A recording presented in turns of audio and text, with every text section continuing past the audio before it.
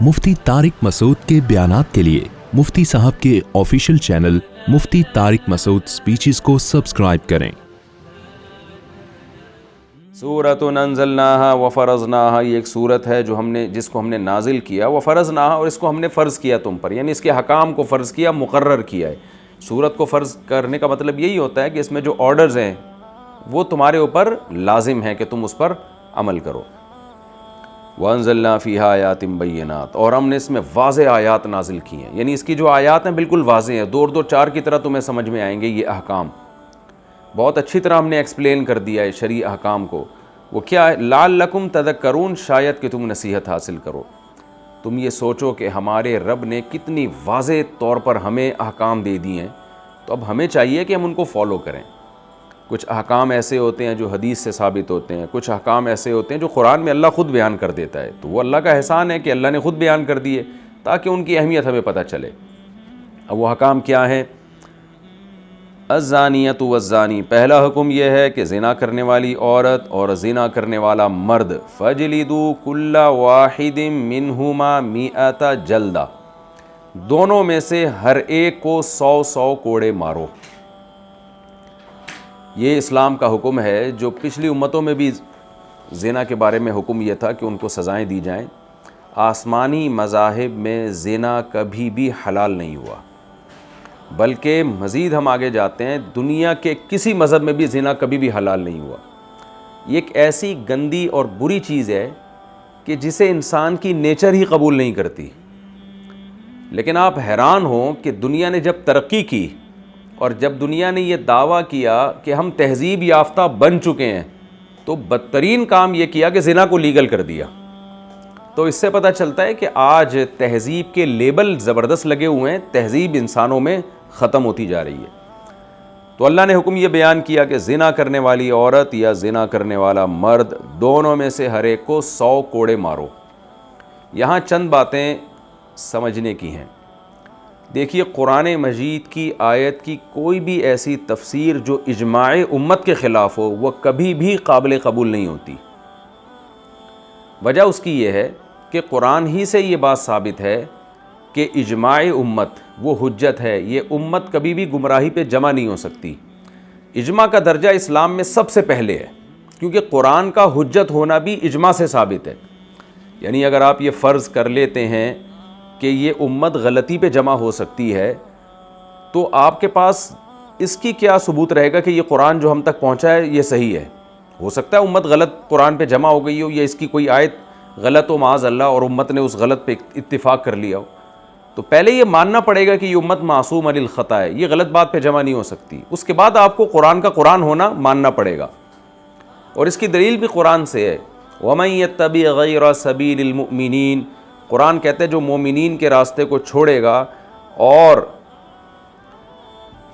وَمَن يَتَّبِعْ غَيْرَ سَبِيلِ الْمُؤْمِنِينَ نُوَلِّهِ مَا تَوَلَّىٰ، تو جہاں جا رہے ہیں ہم اس کو جانے دیں گے، وَنُصْلِهِ جہنم، اور پھر ہم اس کو جہنم میں ڈال دیں گے۔ اس آیت کی تفسیر پچھلے لیکچرز میں بہت ڈیٹیل سے گزر چکی ہے۔ اس آیت سے استدلال کیا تمام ائمہ نے، اور پھر احادیث بھی اس بارے میں کہ لا تجتمع امتی علی ضلالہ، میری امت کبھی گمراہی پہ جمع نہیں ہوگی۔ تو اس سے، ان احادیث سے اور ان آیات سے اور پھر عقل سے بھی پتہ چلتا ہے کہ یہ امت گمراہی پہ جمع نہیں ہو سکتی۔ وجہ اس کی یہ کہ نبی صلی اللہ علیہ وسلم جب آخری نبی ہیں، آپ کے بعد کوئی نبی نہیں آئے گا، تو اگر امت غلط بات پہ جمع ہو جائے کسی بھی لمحے میں، یعنی 1400 سال میں کوئی بھی ٹائم اگر ایسا ہم مان لیتے ہیں کہ امت ساری غلط بات پہ جمع ہو گئی تھی، تو پھر یہ اس امت پر اعتماد ختم۔ جب اعتماد ختم تو جو اسلام اور جو تعلیمات ہم تک پہنچی ہیں وہ مشکوک۔ پھر سوال پیدا ہوتا ہے، پھر پچھلی امتوں میں جب تحریف ہوئی ہے تو اللہ نے نئے نبی کو بھیجا ہے، اب اس امت میں اگر تحریف ہو جائے تو نئے نبی نے تو آنا نہیں ہے، تو اللہ کی حجت بندوں پہ تمام کیسے ہوگی پھر؟ یعنی قیامت میں اللہ کیسے کہے گا کہ میرا یہ حکم ہے؟ ہم کہیں گے اللہ تیرا یہ حکم تو ہے، لیکن ہمیں جن لوگوں نے بتایا تھا ان کے بارے میں کیا گارنٹی تھی کہ وہ ٹھیک لوگ ہیں؟ ہو سکتا ہے انہوں نے غلطی کر لی ہو۔ تو یہ پورا دین اور مذہب ہی مشکوک ہو جائے گا، اور اللہ کی حجت اپنے بندوں پہ تمام ہو ہی نہیں سکے گی۔ تو نبی صلی اللہ علیہ وسلم کے آخری نبی ہونے کا بھی یہ تقاضا ہے کہ اب یہ امت میں چند اکائیاں تو غلط ہو سکتی ہیں، لیکن امہ من حیث الامہ غلط بات پہ جمع نہیں ہو سکتی۔ تو یہ تو پہلے سے طے شدہ بات ہے۔ اب اس آیت میں جو الزانیۃ والزانی ہے، اس آیت پر پوری امت کا اجماع ہے کہ اس سے کنوارا لڑکا اور کنواری لڑکی مراد ہے، شادی شدہ مرد اور شادی شدہ عورت مراد نہیں ہے اس میں تمام صحابہ، تمام تابعین، واضح احادیث اور چاروں اماموں کا اجماع اس میں۔ لہذا جو اسکالرز یہ کہتے ہیں کہ شادی شدہ مرد اور عورت اگر زنا کرتے ہیں تو ان کی بھی یہی سزا ہے، تو وہ اجماع امت کے خلاف ہے۔ اور احادیث سے یہ بات ثابت ہے کہ قرآن مجید میں یہ آیات تھیں، الشیخ والشیخۃ اذا زنیا فرجموہما، کہ جو شادی شدہ مرد اور شیخ کہتے ہیں یعنی جو میچور ہو، یہاں میچورٹی سے مراد ہے میرڈ ہونا، کہ شادی شدہ مرد اور عورت اگر زنا کریں تو ان کو رجم کرو۔ تو ان آیتوں کو قرآن سے نکال لیا گیا۔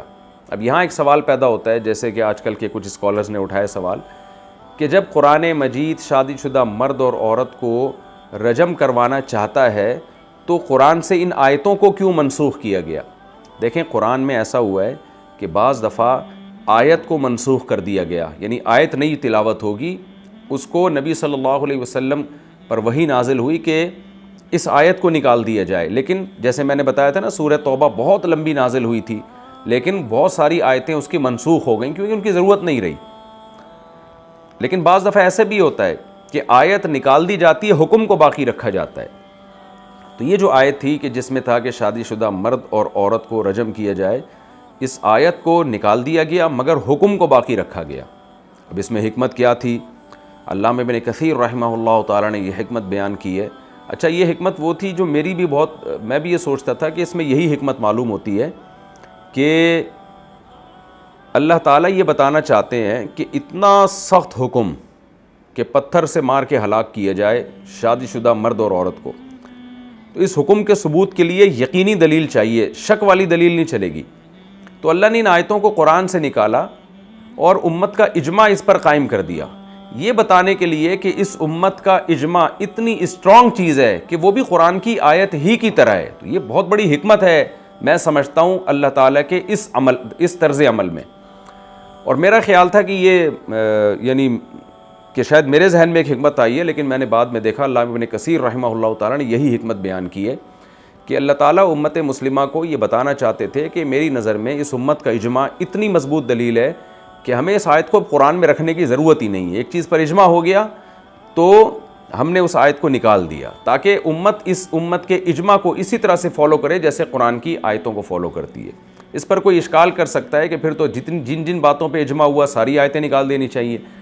تو دیکھیں جن باتوں پہ اجماع ہوا ساری آیتیں نکالنے کی ضرورت نہیں ہے۔ یہ تو ایک کانسیپٹ دماغ میں ڈالنے کے لیے کہ اجماع مضبوط ترین دلیل ہے، اس کے لیے ایک آیت کے ساتھ بھی یہ عمل کافی تھا۔ اور وہ حکم ایسا ہے کہ بہت یعنی سخت حکم ہے، کیونکہ رجم کرنا ایک بہت سخت حکم ہے، اس کے لیے بہت مضبوط دلیل چاہیے۔ تو اللہ نے جب یہ والی آیت کے ساتھ ایسا کیا، ایسا حکم جس کے لیے ثبوت کے لیے انتہائی سخت اور مضبوط دلیل چاہیے، تو اللہ نے بتا دیا کہ اب اس کی آیتوں کو باقی رکھنے کی ضرورت نہیں ہے، اب یہ حکم اجماع سے ثابت ہوگا۔ اور جب اجماع سے یہ حکم ثابت ہو سکتا ہے تو اس سے چھوٹے درجے کے حکم تو بطریق اولا ثابت ہو سکتے ہیں۔ آج جتنے بھی اسکالرز جو اجماع امت کے خلاف باتیں کر رہے ہیں نا، ان کے لیے یہ بہت بہترین دلیل ہے، اور وہ اجماع امت کی انکار کر کے نا قرآن و سنت کی اپنی طرف سے تفسیریں کر کے دین میں تحریف کا ذریعہ بن رہے ہیں۔ تو پہلی بات تو یہ کلیئر کر لیں کہ یہ کنوارے مرد اور کنواری عورت کے بارے میں احادیث میں بھی ہے اور اجماع امت سے بھی یہ بات ثابت ہے۔ دوسری بات یہ کہ جیسے میں نے بتایا صحیح بخاری صحیح مسلم کی احادیث ہیں اور اجماع امت ہے کہ شادی شدہ مرد اور عورت اگر زنا کرتا ہے تو اس کو رجم کیا جائے گا، پتھروں سے مار کے ہلاک کیا جائے گا۔ تیسری بات یہ بھی خوب اچھی طرح سمجھ لینی چاہیے کہ اس پر بھی امت کا اجماع ہے کہ اسلام میں نا سزائیں دو طرح کی ہیں، ایک کو حدود کہا جاتا ہے اور ایک کو تعزیر کہا جاتا ہے۔ حد کا مطلب ہے اللہ کی طرف سے قائم کردہ آرڈر، حکم، اس میں حکومت کو، حاکم کو، قاضی کو، جج کو یہ آپشن نہیں ہے کہ وہ سزا کو ٹال دے۔ ایک تو یہ ہے۔ دوسری جو احکام ہوتے ہیں، بلکہ میں اور مزید اس کو ایکسپلین کرتا ہوں کہ اسلام میں جتنی بھی سزائیں ہیں ان سزاؤں کا تعلق یا تو اللہ کے حقوق سے ہوگا یا حقوق العباد سے ہوگا۔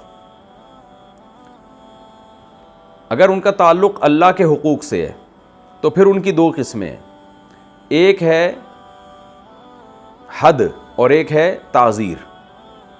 مثال کے طور پر اگر کوئی شخص زنا کرتا ہے تو زانی کو جو سزا دی جاتی ہے اس کا تعلق حقوق العباد سے نہیں ہے بلکہ حقوق اللہ سے ہے. یعنی یوں کہا جائے گا کہ زانی نے خدا کے حکم کو توڑا ہے, خدا کو غضب دلایا ہے, خدا کی طرف سے آرڈر ہے کہ اس کو میری طرف سے اس کو سزا دی جائے, تو یہ حق اللہ ہے, یہ والی سزا اللہ کا حق ہم لے رہے ہیں, اس میں مخلوق کا نہیں ہے. مخلوق اگر راضی بھی ہو اور مخلوق چاہے کہ ان کو سزا نہ ملے تو مخلوق کے پاس یہ آپشن نہیں ہے. تو یہ جو اللہ کا حق ہے نا, اچھا مخلوق کے حق کی بھی میں مثال دے دیتا ہوں. مخلوق کے حق کی مثال یہ ہے کہ ایک آدمی نے, زید نے بکر کو قتل کر دیا. اب جب بکر کو قتل کیا ہے تو بکر کے وارثوں کو یہ حق حاصل ہے. قرآن کہتا ہے فقط جعلنا لی ولیہ سلطانہ, ہم نے مقتول کے ولی کو طاقت دی ہے کہ وہ قاتل سے قصاص لے سکتا ہے. اب یہ جو مقتول یعنی بکر کے آل اولاد زید سے قصاص لیں گے, یہ قصاص حق اللہ نہیں ہے بلکہ حق العبد ہے.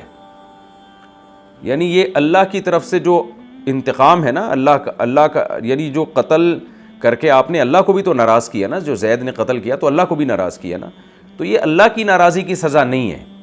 اللہ کی ناراضی کی سزا آخرت میں ملے گی, بلکہ یہ بکر کے لواحقین کو جو نقصان ہوا ہے اس نقصان کی تلافی کے لیے بکر کے لواحقین کو پرمیشن دی جا رہی ہے کہ آپ قاتل کو قتل کر سکتے ہیں. لہذا ان کو قتل کرنے کا بھی ان کے پاس آپشن ہے, معاف کرنے کا بھی آپشن ہے, اور دیت لینے کا بھی آپشن ہے, کیونکہ یہ حقوق العباد سے اس کا تعلق ہے. تو حقوق العباد عباد کے معاف کرنے سے, بندوں کے معاف کرنے سے معاف بھی ہو جاتے ہیں, اور معاف نہ کریں تو معاف نہیں ہوتے. اسی طرح دن رات جو ہم جو جتنے بھی قصاص کے متعلق حکام ہیں, آپ نے کسی شخص کی آنکھ پھوڑ دی تو اس کو حق ہے کہ وہ آپ کی آنکھ پھوڑے یا آپ سے آنکھ کی دیت لے یا ویسے ہی معاف کر دے.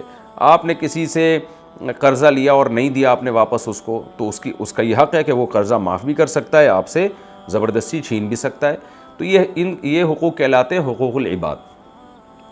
تو حقوق العباد کا تو صاف ستھرا قاعدہ ہے, سیدھا سادہ قاعدہ ہے کہ بھئی جو مخلوق جس کا حق ہے نا اس کے پاس یہ آپشن ہے, وہ چاہے تو انتقام لے چاہے تو معاف کر دے.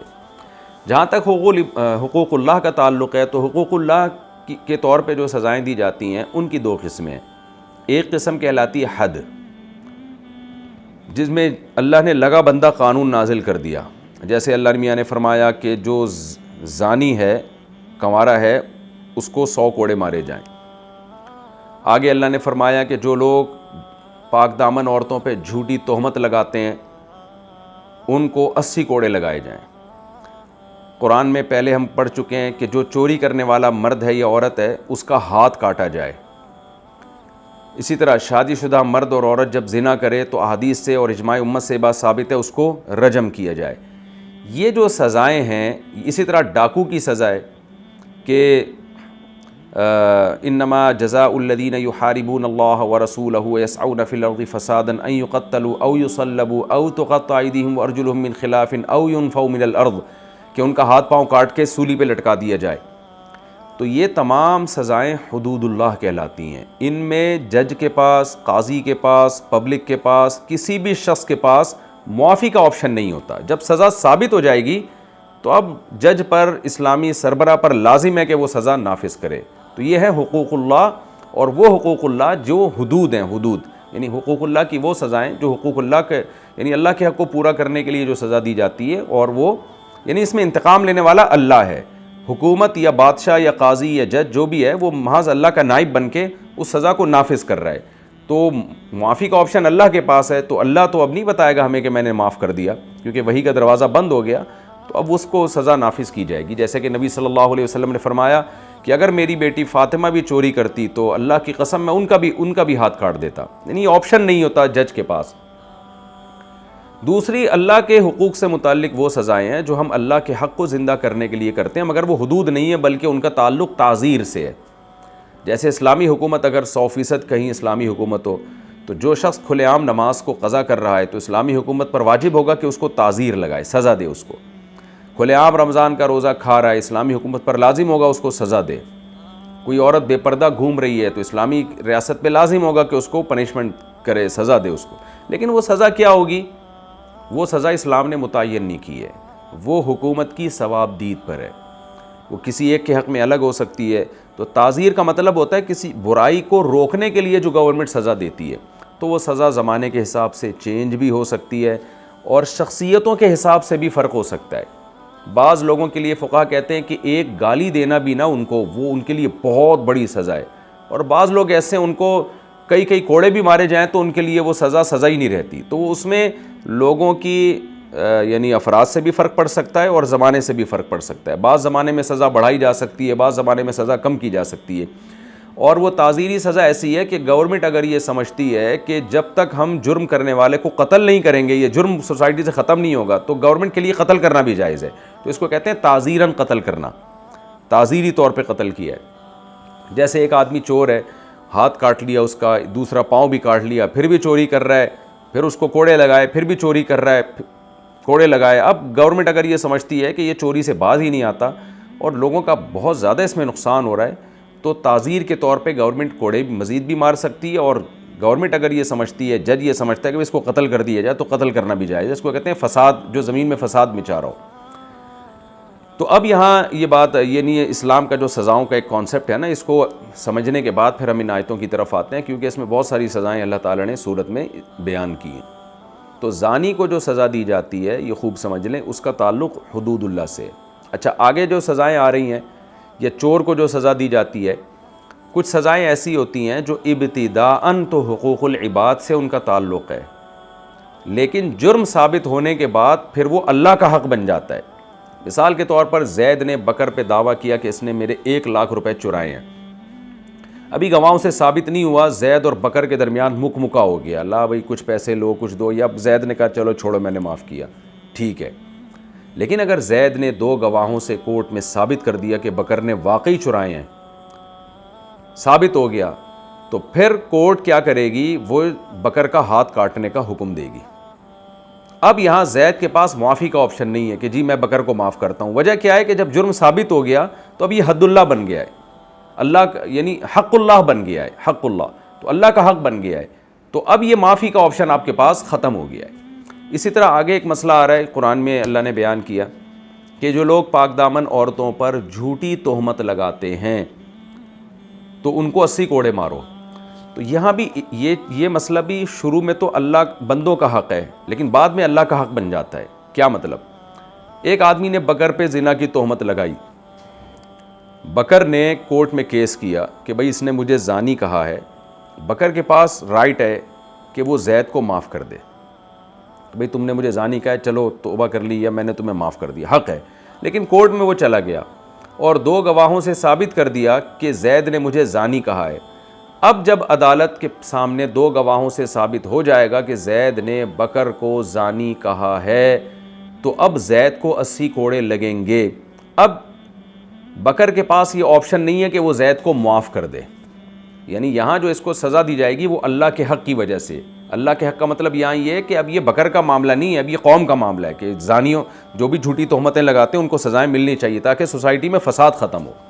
تو خوب سمجھ لیں، یہ تمام بحثیں جو ہیں حضرات فقہاء کرام نے قرآن و سنت سے اخذ کر کے فقہ کی کتابوں میں تفصیل سے بیان کی ہیں کہ کون سا حق حق اللہ ہے، کون سا حق حق العبد ہے، کون سی سزا اللہ کے حق کے طور پہ دی جاتی ہے، کون سی حق العبد کے طور پہ دی جاتی ہے۔ تو اسی وجہ سے علماء کا اجماع ہے کہ قصاص چونکہ حق العبد ہے تو اس میں جو مقتول ہے اس کے وارثوں کو معاف کرنے کا بھی حق ہے اور چھوڑنے کا بھی حق ہے۔ اور ایک اہم بات یہاں پر آخری بات بیان کر کے میں آگے چلتا ہوں، ایک اہم بات یہاں پر یہ بھی ہے کہ جو حقوق اللہ ہوتے ہیں جن میں خاص طور پر جو حد ہے، حد جاری کرنے کا اختیار گورنمنٹ کے علاوہ کسی کے پاس بھی نہیں ہے، کیونکہ یہ اللہ کا نائب بن کے اس کو نافذ کیا جاتی ہے، کسی کا پرسنلی معاملہ نہیں ہے، تو کوئی شخص انفرادی طور پر حد جاری نہیں کر سکتا۔ جیسے آپ نے کسی کو زنا کرتے ہوئے دیکھا تو اب آپ 100 کوڑی نہیں لگا سکتے اس کو، نہ آپ کسی شادی شدہ کو رجم کر سکتے ہیں، یہ گورنمنٹ ہی کرے گی۔ البتہ حقوق اللہ میں جو تعزیرات ہیں، تعزیر میں اصل تو یہی ہے کہ گورنمنٹ کرے گی، لیکن جو بھی سربراہ ہوگا، جیسے باپ گھر کا سربراہ ہے وہ بچوں کو تعزیر جاری کر سکتا ہے، یا مولا جو ہے وہ اپنے غلام کو غلام پر تعزیر جاری کر سکتا ہے۔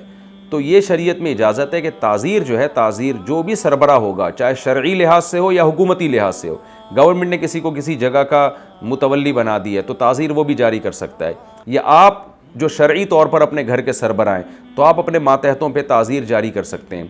پھر یہ بھی ہے کہ آپ اجازت دے سکتے ہیں کہ کسی کو ولی بنا سکتے ہیں اپنے ماتحتوں کا کہ بھئی میں تو تعزیر جاری نہیں کر رہا لیکن تم ان کی نگرانی کرو, اگر یہ کوئی غلطی کرتے ہیں تو میری طرف سے تمہیں اجازت ہے کہ آپ ان کو اتنی سزا دے سکتے ہو. تو یہ بھی ایک یورپی قوانین میں اور اسلام میں فرق یہ ہے کہ یورپ میں تعزیر کا بھی حق صرف گورنمنٹ کے پاس ہے, کوئی دوسرے کو بھو بھی نہیں کر سکتا وہاں پہ, لیکن اسلام میں ایسا نہیں ہے.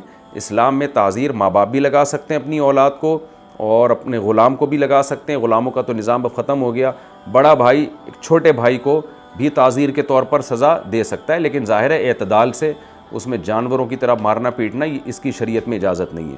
تو جو بھی یہ سمجھتا ہے کہ یہ میرا ماتحت ہے اور اعتدال کے ساتھ پنشمنٹ کے ذریعے اگر میں نے اس کو پنشمنٹ دی یا میں نے اس کو سزا دی تو یہ برائی سے رک جائے گا, تو من رأى منکم منکرا فلیغیرہ بیدہ کے تحت کہ جو بھی حدیث میں آتا ہے برائی کو دیکھے وہ اپنے ہاتھ سے تبدیل کرنے کی کوشش کرے, اگر اس کی طاقت نہ ہو تو زبان سے, اس کی بھی طاقت نہ ہو تو دل سے تبدیل کرنے کی کوشش کرے. یہ حدیث اور اس کے علاوہ دیگر احادیث کی روشنی میں اس پر بھی علماء امت کا اجماع ہے کہ جو گھر کا سربراہ یا کوئی شخص بھی کسی درجے میں سربراہ ہو وہ اپنے ماتحتوں پہ تعزیر لگا سکتا ہے.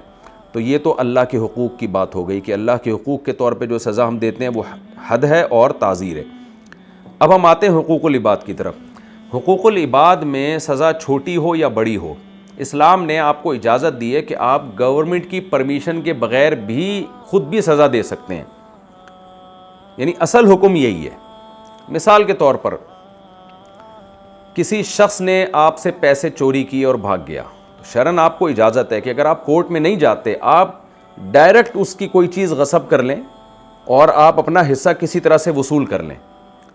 یعنی یہاں پر جو حکومت کی طرف مراجعہ کیا جائے گا وہ صرف اپنے حق کی وصولی کو آسان بنانے کے لیے. تو اگر کسی کے لیے اس کے بغیر بھی آسان ہے تو شرعاً جائز ہے, یعنی وہ قیامت کے دن مجرم نہیں ہوگا. باقی الگ بات ہے کہ گورنمنٹ کو حق ہے کہ وہ اس سے پوچھے کہ آپ نے بکر کے پیسے کیوں اٹھائے, تو آپ پھر یہ گواہوں سے ثابت کریں گے کہ یہ پیسے میرے ہی ہیں اور بکر نے چوری کیے تھے. آپ گواہ سے ثابت نہیں کر سکے تو گورنمنٹ کے لیے جائز ہے کہ آپ کو سزا دے, کیونکہ گورنمنٹ کو تو معلوم نہیں ہے کہ حقیقت کیا ہے. تو دنیاوی قانون کے لحاظ سے تو گورنمنٹ جو کرے گی وہ ٹھیک کرے گی, لیکن آخرت میں آپ کی بخشش ہو جائے گی, آپ بچ جائیں گے. اس کی مثال اور میں آسان کر کے دیتا ہوں. دیکھیں زید نے بکر کو قتل کیا, اب بکر کا بیٹے نے کیا کیا, کورٹ میں کیس لے جائے بغیر زید کو براہ راست خود ہی قتل کر دیا. تو دنیا میں اس کو اس لیے تو منع کیا جائے گا کہ اس سے سوسائٹی میں فساد پھیلتا ہے, بے گناہ لوگ قتل ہونے کا خطرہ ہوتا ہے, اس سے ہو سکتا ہے زید نے قتل نہ کیا ہو. لیکن بہرحال بکر کی اولیاء کو اگر یقین ہے کہ قاتل زید ہے اور اس بیس پہ انہوں نے زید کو قتل کر دیا, تو چونکہ یہ حقوق العباد سے اس کا تعلق ہے, تو حقوق العباد سے جن سزاؤں کا تعلق ہوتا ہے اس میں گورنمنٹ کی طرف جانا یا کورٹ میں جانا یہ اس لیے ہوتا ہے تاکہ ہمیں انصاف ملے اور کوئی فساد نہ ہو معاشرے میں.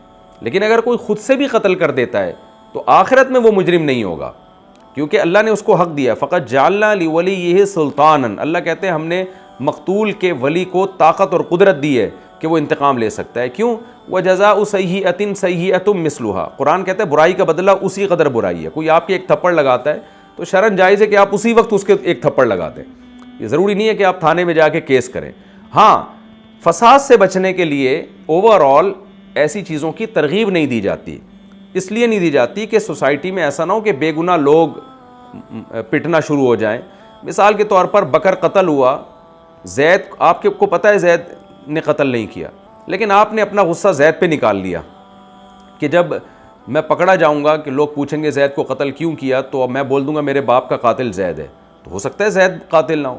تو اس لیے اس فساد سے بچنے کے لیے انتظامی طور پر تو یہ کہا جاتا ہے کہ خود سے یہ کام نہ کیے جائیں, بلکہ کورٹ میں کیس چلا کے قاتل کو سزا دلوائی جائے.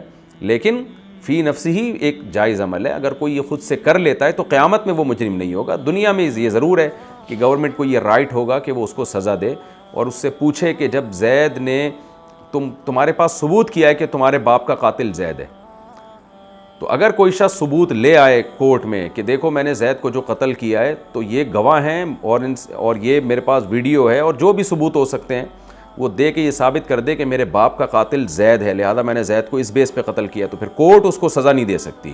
کورٹ کہے گی کہ ٹھیک ہے جی, جب یہ دلائل سے ثابت ہو گیا کہ بکر کا قاتل زید ہے تو آپ نے ماورائے عدالت بھی اگر زید کو قتل کر دیا اور بعد میں کورٹ میں ثابت کر دیا آپ نے کہ واقعی زید قاتل ہے, تو پھر کورٹ شریعت میں اسلامی نظام میں کورٹ کے لیے جائز نہیں ہے کہ وہ بکر کے قاتلوں کو سزا زید کے قاتلوں کو سزا دے وہ، بلکہ وہ کورٹ اس کو بلکہ الٹا سپورٹ کرے گی، کیونکہ آپ کے باپ کو اس نے قتل کیا ہے، تو آپ نے مجرم کو اگر قتل کر دیا تو شرعاً آپ کے لیے جائز تھا۔ لیکن بہرحال منع اس لیے کیا جاتا ہے کہ ہماری کورٹس آج کل کیا کر رہی ہیں سب کے سامنے، اور پھر بہرحال اس میں اس بات کا خطرہ موجود ہے کہ بکر کے جو وارثین ہیں ایسا نہ ہو کہ وہ جھوٹے گواہ لا کے بے گناہ زید جن کو انہوں نے قتل کیا ہے اس کو کہہ دیں کہ بھئی یہ قاتل ہے، حالانکہ وہ ہو سکتا ہے قاتل نہ ہو۔ تو کورٹ کے لیے ججمنٹ آسان ہوتی ہے اور اس کے پاس وسائل زیادہ ہوتے ہیں، تو سیاستاً تو ان چیزوں سے منع کیا جاتا ہے، لیکن اگر کوئی کر لے تو قیامت کے دن بہرحال وہ مجرم نہیں ہوگا۔ حقوق العباد میں تمام حقوق کا یہی معاملہ ہے کہ اگر کسی نے آپ کے ساتھ زیادتی کی تو آپ بھی اس کے ساتھ اس طرح کی یعنی انتقام لے سکتے ہیں۔ ہم مشورہ یہی دیتے ہیں کہ آپ تھانے میں جائیں، FIR کٹوائیں، تاکہ ایک مینجمنٹ اور ایک سسٹم خراب نہ ہو، لیکن فی نفسی بہرحال یہ جائز عمل ہے۔ تو یہ 3 قسم کی سزائیں ہو گئیں، ان کا میں نے حکم بیان کیا، ایک تو حق اللہ اور ایک حقوق العباد، یعنی وہ سزائیں جن کا حقوق اللہ سے تعلق ہے ان کی 2 قسمیں ہو گئیں، تعزیر اور حدود، اور وہ سزائیں جن کا حقوق العباد سے تعلق ہے۔ ان تینوں کے احکام میں نے بیان کر دیے۔ اب ہم آگے کی طرف چلتے ہیں۔ تو اللہ نے پہلی سزا بیان کی، زنا کرنے والا مرد اور زنا کرنے والی عورت اور زنا کرنے والا مرد، ان دونوں میں سے ہر ایک کو 100 کوڑے مارو۔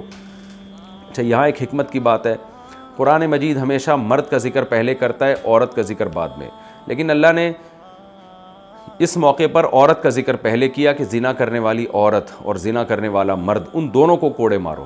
وجہ اس کی ہے کہ عورت کی طرف سے زنا کا صادر ہونا یہ زیادہ بڑا جرم ہے، کیونکہ عورت میں ایک تو حیا زیادہ ہوتی ہے جو زنا سے روکتی ہے، اور دوسرا اس میں یہ سیکشول ڈیزائرز بھی کم ہوتی ہیں جو زنا پر اس کو کم ابھارتی ہیں، جبکہ مرد میں حیا کا بھی فقدان ہوتا ہے، شرم و حیا کی بھی کمی ہوتی ہے مردوں میں جس سے وہ زنا سے کم بچتے ہیں، اور دوسرا ان میں ڈیزائرز بھی بہت زیادہ ہوتی ہے جس کی وجہ سے وہ زنا کی طرف دوڑتے ہیں۔ تو اس لیے اللہ نے جب بھی کوئی مرد اور عورت زنا کریں تو سزا تو دونوں کی سیم رکھی ہے، لیکن پہلے عورت کا اللہ نے ذکر کیا یہ بتانے کے لیے کہ یہ زیادہ بڑی مجرم ہے، یہ اگر ایگری نہ ہوتی تو وہ نہ کر سکتا، اس کا ایگری ہونا زیادہ بڑا جرم ہے۔ تو اس میں یہ بہت اہم ایک نقطے کی بات ہے۔ آگے اللہ نے فرمایا دونوں میں سے ہر ایک کو 100 کوڑے مارو، وَلَا تَأْخُذْكُمْ بِهِمَا رَأْفَةٌ فِي دِينِ اللَّهِ، اور اللہ کے دین کے معاملے میں تمہیں نرمی نہیں آنی چاہیے اگر تم اللہ اور آخرت پر ایمان رکھتے ہو۔ یہاں نرمی کا مطلب جو طبعی طور پر کسی کے دل میں اگر زانی کو سزا دیتے ہوئے ترس آ جائے، جیسے زنا کرنے والا مرد اور عورت کو چوک میں لے جا کے سزا دی جا رہی ہے، کوڑے مارے جا رہے ہیں، اور آپ کے دل میں ترس آ رہا ہے، تو اس میں شرعاً کوئی پابندی نہیں ہے۔ یہاں ترس کا مطلب فی دین اللہ، یعنی فی اقامت دین اللہ، اللہ کے دین کو جاری کرنے میں ترس نہیں آنا چاہیے۔ یعنی اللہ کا دین کیا ہے کہ اس کو 100 کوڑے مارو، اب کوڑے مارتے ہوئے ترس آ گیا آپ کو، بہت ہی ہلکے ہلکے مار رہے ہیں، یا 100 کے بجائے 90 مار کے آپ کو ترس آیا اور آپ نے چھوڑ دیے، یا کوئی جلاد کوڑے مار رہا ہے اور آپ جا کے اس کا ہاتھ پکڑ رہے ہیں کہ نہیں مارو، مطلب یہ کہ سزا پوری نافذ ہوگی، پھر بے شک کسی کو ترس آئے، آنکھوں سے آنسو بہتے رہیں، روتا رہے، اس سے کچھ نہیں ہوتا۔ تو لا تاخذکم بہما رأفۃ فی دین اللہ، اللہ کے دین کے جاری کرنے میں تمہیں نرمی نہیں آنی چاہیے، یعنی نرمی کا یہ اثر نہیں ہونا چاہیے کہ اس سزا کو جاری کرنے میں تم ترس سے کام لینا شروع کر دو اور رحم کھانا شروع کر دو، سزا پوری ہی جاری ہوگی، چاہے تمہیں اس پہ ترس آئے یا ترس نہ آئے، چاہے وہ کمزور ہوں یا طاقتور ہوں، چاہے غریب ہوں یا مالدار ہوں، تو یہاں ترس کھانے کا موقع نہیں ہے۔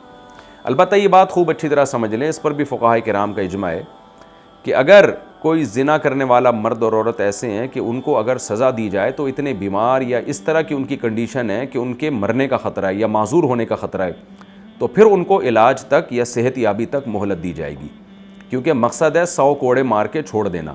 اگر ایسے بیمار ہیں کہ آپ نے 100 کوڑے مارے، پتہ چلا کہ تو بیمار ہو گئے، تو کیونکہ بیماری اس سزا میں داخل نہیں ہے، اور یا موت کا خطرہ ہو جائے یا معذور ہونے کا خطرہ ہو کہ ہم نے کوڑے مارے تو یہ معذور ہو جائیں گے، کوئی عضو تلف ہو جائے گا، پھر شرعاً یہ جائز نہیں ہے، بلکہ یہ کوڑے صحت مند لوگوں کو مارے جائیں گے، اتنے صحت مند کہ جب ان کو کوڑے پڑیں تو اس کے بعد وہ دوبارہ بحال ہو سکے ان کی طبیعت۔ ان کنتم تؤمنون باللہ والیوم الآخر، اگر تم اللہ پر اور آخرت پر ایمان رکھتے ہو۔ کیا مطلب؟ بعض دفعہ انسان ترس کھا کے چھوڑ دیتا ہے، رحم کھاتا ہے، تو اللہ کہتے ہیں اپنے اوپر پہلے رحم کھاؤ، اگر تم نے ترس کھا کے ان کو چھوڑ دیا تو اللہ تمہیں نہیں چھوڑے گا، تمہیں پھر اس سے بڑی سزا قیامت کے دن دے گا۔ لہذا جو آخرت پر اور اللہ پر ایمان رکھتا ہے انہیں اجازت نہیں ہے کہ ان پہ ترس کھا کے ان کو چھوڑ دیا جائے. وَلْيَشْهَدْ عَذَابَهُمَا طَائِفَةٌ مِّنَ الْمُؤْمِنِينَ, اور چاہیے کہ ان کا عذاب جب کوڑے ان کو پڑ رہے ہوں تو مسلمانوں کی ایک بڑی جماعت ان کوڑوں کو دیکھ رہی ہو. تو ایک کراؤڈ میں ہونا چاہیے, بند کمروں میں یہ کام نہیں ہونا چاہیے. وجہ اس کی یہ ہے کہ حد کا مطلب لوگوں کو برائیوں سے روکنا ہے. آج غیر مسلموں کو دیکھیں, ساری سزائیں بند کمرے میں ملتی ہیں اور جرم سوسائٹی میں پھیلتا ہے اس طریقے سے. مجرم کو کیا پتہ, جو باہر دوسرے جرم کر رہے ہیں ان کو کیا پتہ کہ کیا سزا ہے. تو جب آپ کھلے عام سزائیں دیں گے تو بہت سے لوگ ڈر جائیں گے اور بولیں گے بھائی ہم پکڑے گئے تو ہمارا بھی یہ انجام ہوگا. تو یہ بھی ایک کامن سینس کی بات ہے جو آج مغربی دنیا کے پاس وہ سینس نہیں ہے, کیونکہ انسان جب قانون بناتا ہے نا بڑے بڑے بلنڈر کرتا ہے, اس میں غلطیاں کرتا ہے. تو آج یہ بڑی بڑی غلطیاں ہو رہی ہیں. پھانسی کے گھاٹ بند کمرے میں لٹکایا جا رہا ہے ان کو, اور تعزیریں بھی بند کمرے میں ہو رہی ہیں, سزائیں بھی بند کمرے میں ہو رہی ہیں. باہر دنیا کو پتہ ہی نہیں, تو وہ کیسے ڈرے گی. تو اللہ میاں نے حکم دیا کہ ان کو 100 کوڑے کھلے عام مارے جائیں تاکہ ساری دنیا کو پتہ چلے کہ زنا کتنی بری چیز ہے اور اس کی سزا کیا ہے.